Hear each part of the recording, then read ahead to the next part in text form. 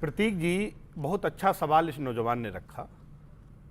हम एक बात जानते हैं कि ये देश नेताओं से चलता है, लेकिन उससे पहले नीतियों से चलता है।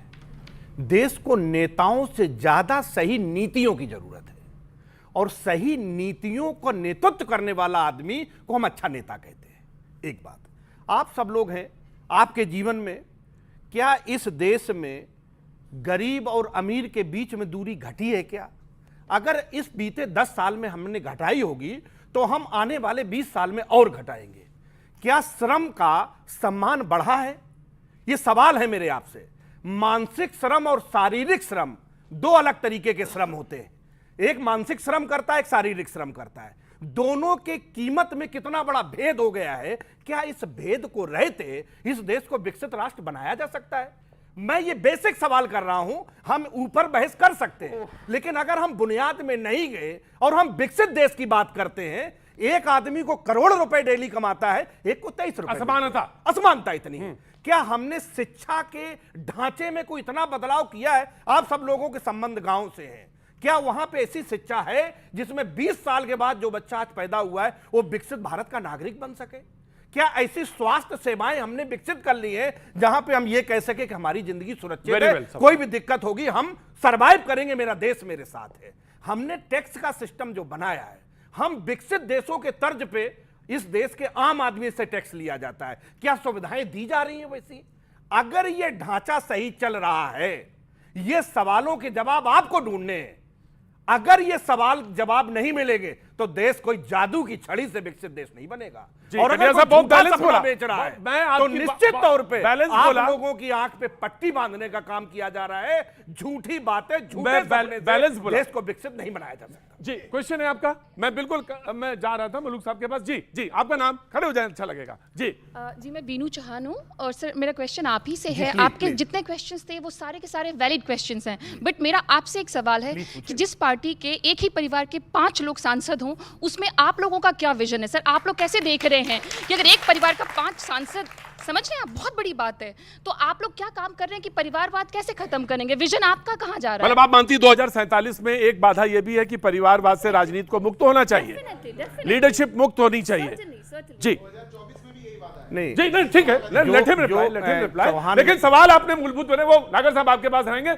जहां पे इन्होंने शुरू करी थी, क्या गरीबी को हटाने का कोई वादा है? तो 10 साल में कितने हजार, वो वहां से आंकड़ा शुरू होगा। लेकिन आपके ऊपर एक सवाल है कि लीडरशिप जो है परिवारवाद से मुक्त होनी चाहिए अगर 2047 का आप सपना देखना चाहते हैं तो। नहीं, लीडरशिप में जो बातें नीतियों से बननी है, जो सही विमर्श से चीजें खड़ी होनी है, उसमें परिवारवाद आपको कहां बाधा लगता है?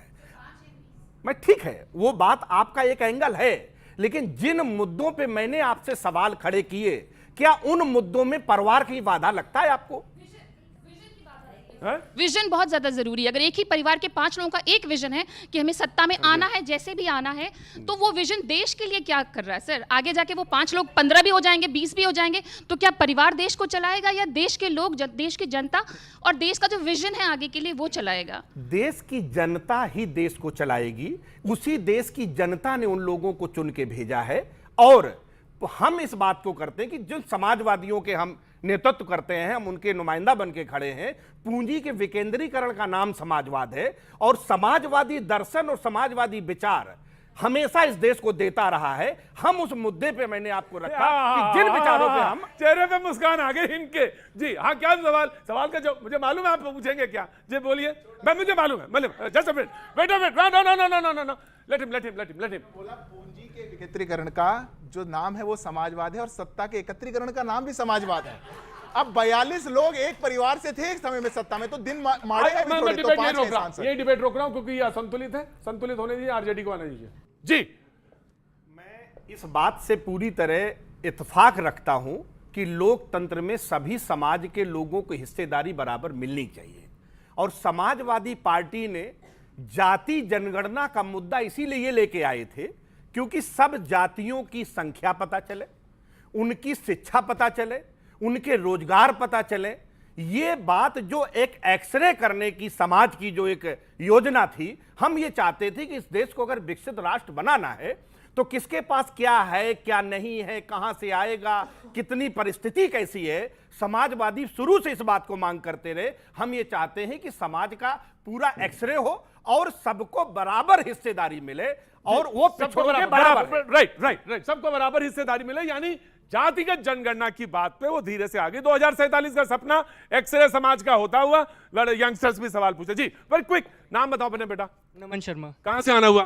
सर नोएडा से ही। नोएडा से। क्या काम करते हो? Sir journalism. रहने वाले कहाँ के हो? ग्रेटर नोएडा। ग्रेटर नोएडा। ये मैं सब चीजें पूछता हूँ जरूर भाई, इसको बुरा ना मानना, कोई जनगणना नहीं कर रहा हूँ जी। अब बोलो।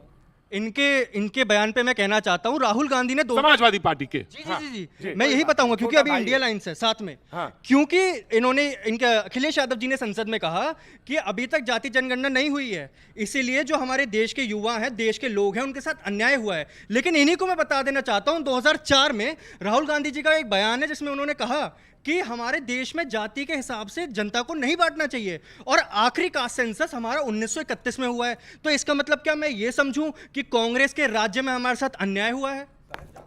मैं इस पे आप हमसे जानना चाहते हैं ना? हाँ, मेरा ये एक सवाल है कि जाति जनगणना, राहुल गांधी जी का जो बयान था 1931 के बाद का, जाति जनगणना समाज के लिए बेहद जरूरी है।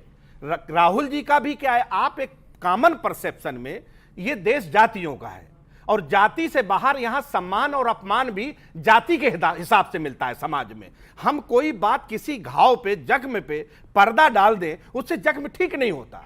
जख्म को अखिलेश जी का इलाज करके ठीक करना अखिलेश जी का चाहिए। एक बयान है, बहुत अखिलेश कटियार जी का ही बनिया है बयान, और वो ये कहते हैं कि जाति जो है सच्चाई है, उससे आप मुंह नहीं मोड़ सकते। ये आपने डिबेट हम में कहा। एक बात इस पे आगे कहते हैं कि समता बिना समाज नहीं है। राइट, और ठीक, भिन्न ठीक, समाज ठीक, मैं जनराज्य बहुत नहीं। और जिसमें डिबेट समता करूंगा की क्योंकि चाह बहुत नहीं, आसान वो थी, बढ़िया इंसान बहुत सरल लगनी है मुझे जी।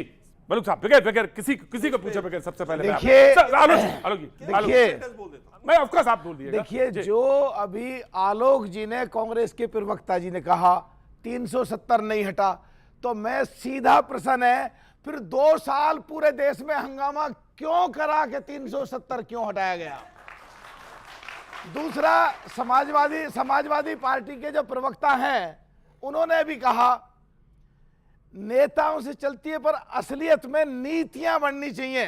अभी 3 दिन पहले नीति आयोग की मीटिंग थी जहां मुख्यमंत्रियों को बुलाया गया था, और 2047 के लिए जब बहुत सारे लोग रहेंगे भी नहीं हमारे हम में से, नीतियां बनाने के लिए आ रहे थे, तो कांग्रेस सो कॉल्ड इंडिया गठबंधन के मुख्यमंत्रियों ने क्यों बहिष्कार किया? ये 2 प्रश्न सीधा छोड़ रहा हूं इनके लिए। तीसरी बात, मैंने देखा है ज्यादातर एंकर प्रश्न पूछते हैं, ये नई परंपरा चली है, विपक्ष के लोग सारे के सारे एंकर से प्रश्न पूछते हैं आजकल। ये क्या खेल है?